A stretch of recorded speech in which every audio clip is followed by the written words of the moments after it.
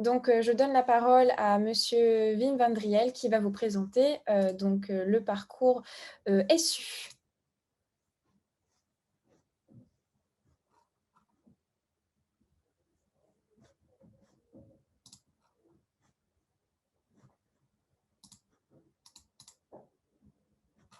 Ah,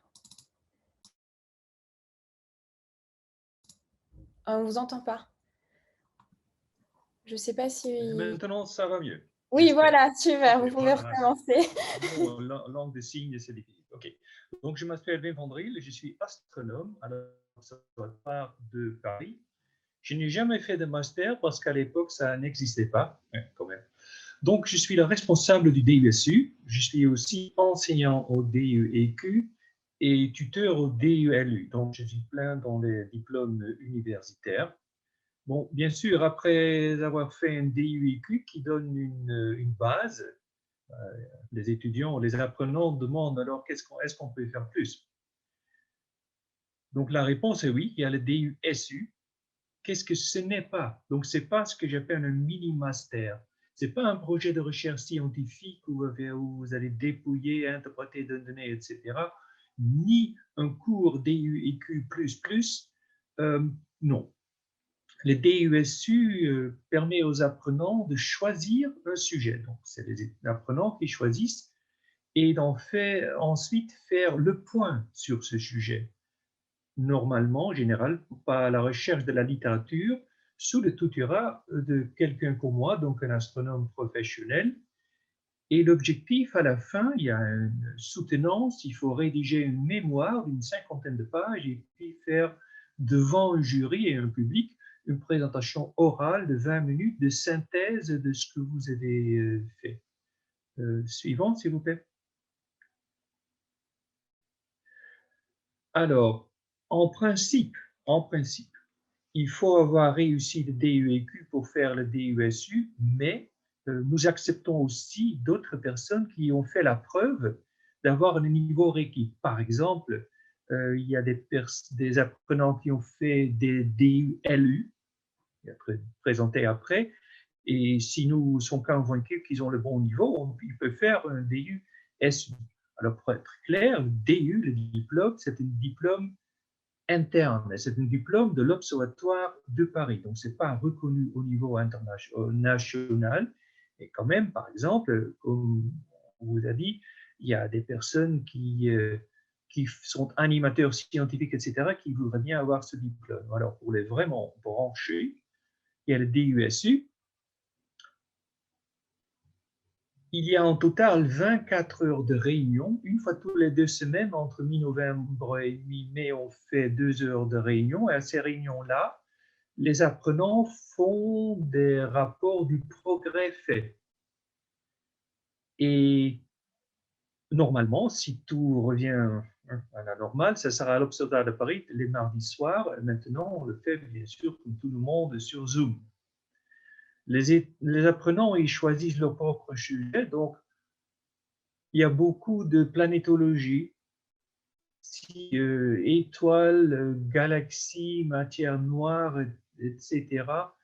Même, il y a des artistes, des ingénieurs de l'Observatoire de Paris, il y a des personnes qui ont déjà une thèse, des chimistes, etc., mais aussi des étudiants, licence, master.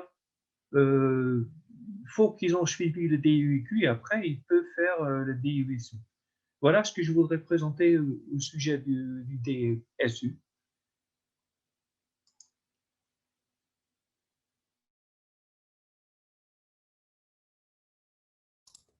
Merci beaucoup, c'est super. Donc voilà, pour ceux qui ne savaient pas qu'il y avait donc une deuxième année au DUSU, voici la réponse. Donc écoutez, pour le moment, j'ai pas eu de questions, il me semble.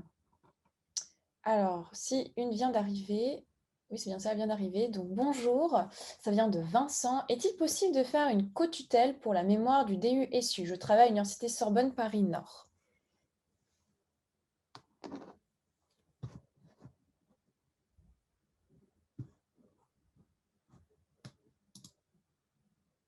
Vous m'entendez? Ah. Il nous a quittés. Zut! Ça a dû être un problème de connexion. Donc, alors, bah, malheureusement, on pourra pas vous répondre, nous, on le sait pas.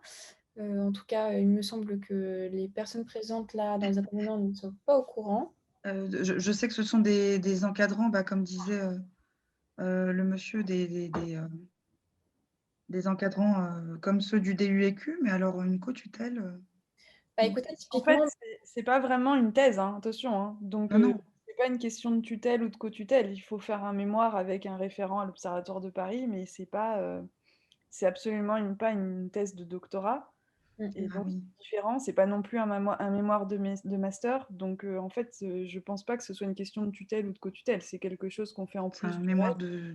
d'études bibliographiques, je Voilà, et qui pense. donne un diplôme universitaire et un diplôme universitaire, c'est pas une licence, c'est pas un master et c'est pas un doctorat, quoi. Donc, faut faire attention à ça. Et l'autre question là dans la suite sur le doctorat, est-ce qu'il faut obligatoirement une bourse en sciences? Oui, c'est obligatoire. Donc de toute façon, on ne peut pas faire de sujet de thèse autofinancé si c'est pas par un financement institutionnel.